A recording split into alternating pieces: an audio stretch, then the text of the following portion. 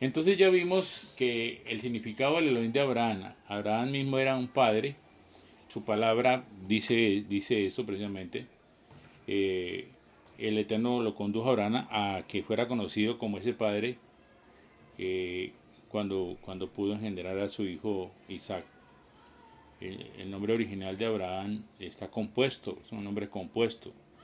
Sí, él era Abraham, que significa Ab, padre, Ra, que es grande, y Am, de pueblos o naciones. Más adelante encontramos que fue llamado Abraham. O sea, Abraham significa, antes de que fuera agrandado su nombre, Abraham también significa padre de multitudes, pero un padre superior. O sea, el padre de la simiente santa, un padre de muchas naciones. Entonces, Abraham conoció al Eterno como padre y el resultado de ello fue que él mismo llegó a ser padre. Él era un padre en todo sentido de la palabra. Y vemos cómo Abraham fue el iniciador de todo este proceso. Y también en cuanto a la elección del Eterno, él fue el primero en ser escogido, en ser llamado, el inicio de un nuevo tiempo, de un nuevo propósito. Y como miembro del pueblo del Eterno, fue el primero en cruzar el río. Por eso el hebreo, Abraham el hebreo en la palabra híbrid, que significa el que viene del otro lado o el que cruza el río, y también la palabra abrit, que significa los del pacto.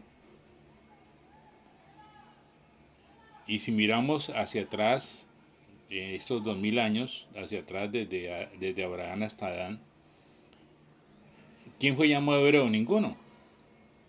¿Sí? ¿A quién llamó el Eterno a salir de su tierra? A ninguno.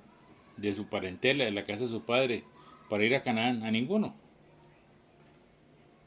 O nunca vimos o hemos leído que alguno se comunicara con el Eterno y que tuviera una relación tan estrecha como para que el Eterno lo llamara mi amigo. Tampoco encontramos antes alguien que engendrara hijos después de pasar la edad de engendrar.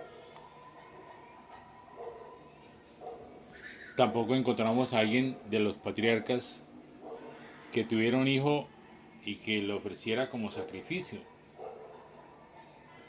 Entonces encontramos en la Torah que en muchas cosas Abraham fue el primero. Por eso decimos que es el llamado, el primero que fue llamado la simiente llamada, la simiente llamada y escogida.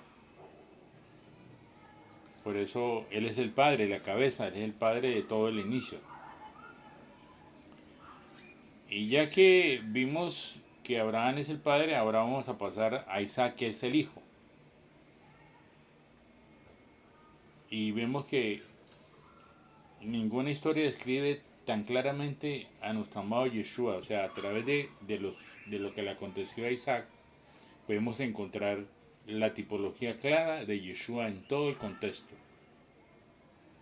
O sea, la historia de Isaac es la historia del Mashiach, es la tipología del Mashiach, es la sombra del Mashiach. Por eso el nacimiento de Isaac no fue según la carne. Nació Ismael según la carne, pero no, Isaac no nació según la carne, sino según la promesa del Eterno.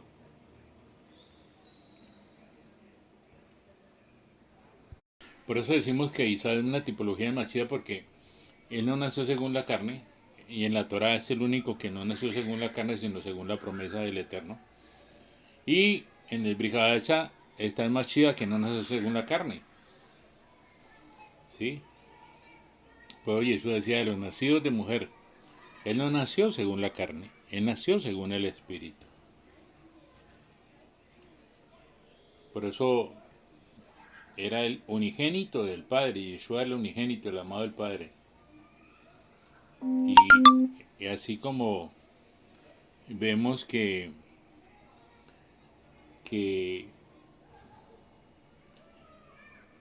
Isaac fue puesto en el altar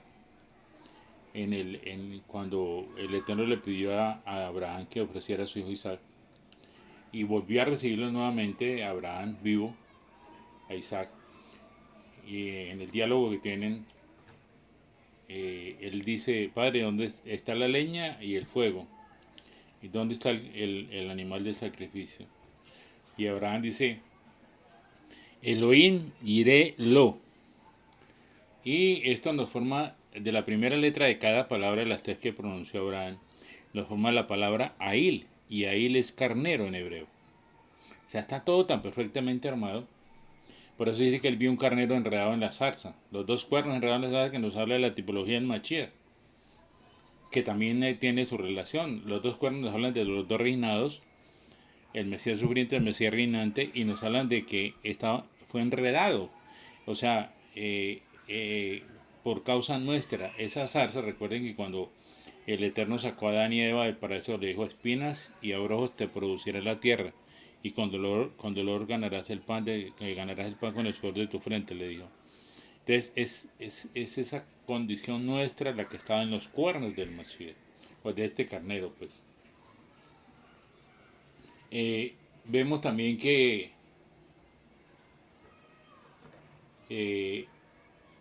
es el hijo, o sea, el padre envió un siervo. Abraham envía un siervo a Eleazar. Eleazar significa lo venid mi ayuda, que es la tipología del Ruach HaKodesh. Fue enviado a la propia tierra, a la parentela, para que buscara una esposa para su hijo, que no fuera la mujer cananeas, que fuera de la parentela. Y esto nos habla precisamente, este Eleazar nos habla de la tipología del Ruach HaKodesh. ¿Qué es lo que hace el Ruach HaKodesh? Busca la congregación, la esposa para el Mashiach. Y por eso la Keilah, la congregación, está dentro de la voluntad del Eterno. Es engendrada por el Eterno y pertenece a la misma familia del Eterno. Todo esto tiene una relación. Por eso todos nosotros pasamos por un proceso de formación para ser la esposa del Mashiach. ¿Sí? De morir para que el Mashiach viva en nosotros, de ser vestidos de lino fino, blanco y resplandeciente.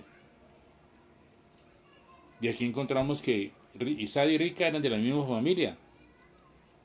Por eso nosotros somos de la misma familia de Yeshua. En nuestro espíritu, en todo el proceso que estamos llevando. Los nacidos de nuevo, digámosle así, todo este proceso. La congregación, que hemos sido engendrados por el Eterno.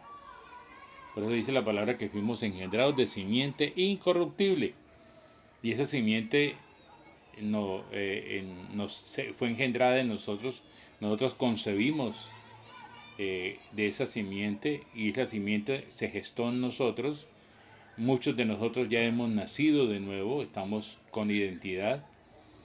Hay unos que todavía vienen en ese proceso, pero cada uno compone el cuerpo completo de del cuerpo, el cuerpo del Mashiach, del cual la cabeza es él.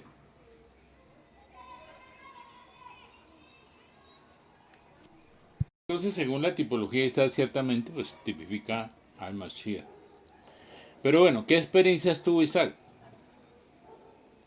Porque a diferencia de Abraham, quien hizo tantas cosas que nunca ningún otro había hecho, Isaac hizo lo que otros ya habían logrado. O sea, Abraham, como hablamos, era el padre e Isaac el hijo. Y miramos en Bereshit 21 que el día que Isaac fue destetado, dice que Ismael se burlaba. Pero no vemos ninguna referencia a lo que Isaac hizo cuando era joven. No habla de qué hacía él cuando joven. Algo muy parecido con Yeshua, cuando no tenemos así ninguna historia de qué hizo Yeshua cuando joven. Todo su proceso después de su niñez, su adolescencia, hasta los 33 años.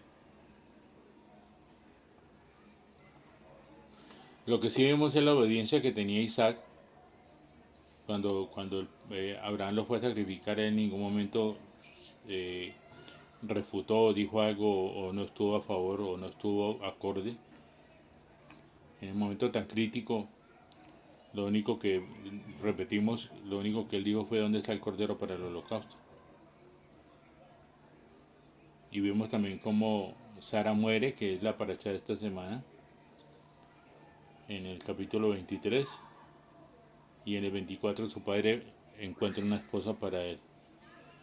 Lo que vemos claramente aquí es que él no tomó ninguna decisión, no hizo nada por sí mismo prácticamente. Eh, cuando tenía 66, perdón, cuando tenía 60 años de edad tuvo dos hijos, eh, igual que Abraham, tuvo dos hijos. Aquí en el caso de Abraham, el Eterno le dijo que, a través de Sara le dijo que echara al primer hijo y que pusiera al segundo en el altar, pero a Isaac no le pidió nada de esto. Elohim, por ejemplo, Elohim amó a Jacob y a Esaú aborreció, pero aquí no le pidió nada a Isaac.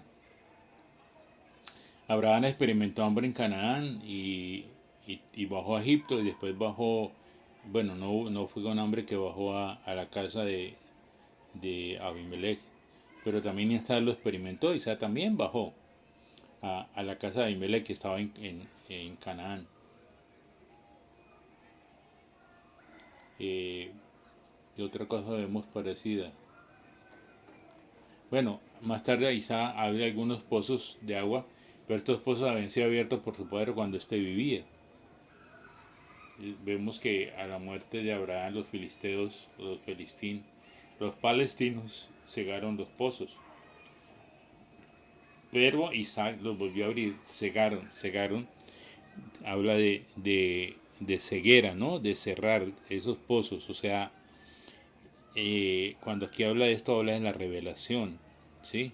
El palestino y espiritual ha cegado o ha tapado los pozos de la revelación, porque esto, cuando hablamos de pozos, habla de revelación.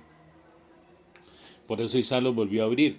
Isaac, que es la tipología del Mashiach, el Mashiach el que vuelve a abrir, a revelarnos los pozos, a revelarnos la revelación, a darnos la revelación de la palabra. Vemos que a Isaac le coloca los nombres que su padre le había colocado. Por eso Yeshua no vino a cambiar nada. Yeshua vino únicamente a obedecer y a hacer lo que el padre le mandó que hiciera. ¿Qué más encontramos? Bueno, después de morir, Isaac fue sepultado en la tumba que fue comprada por su padre, que fue preparada por su padre en la cueva de Macpela.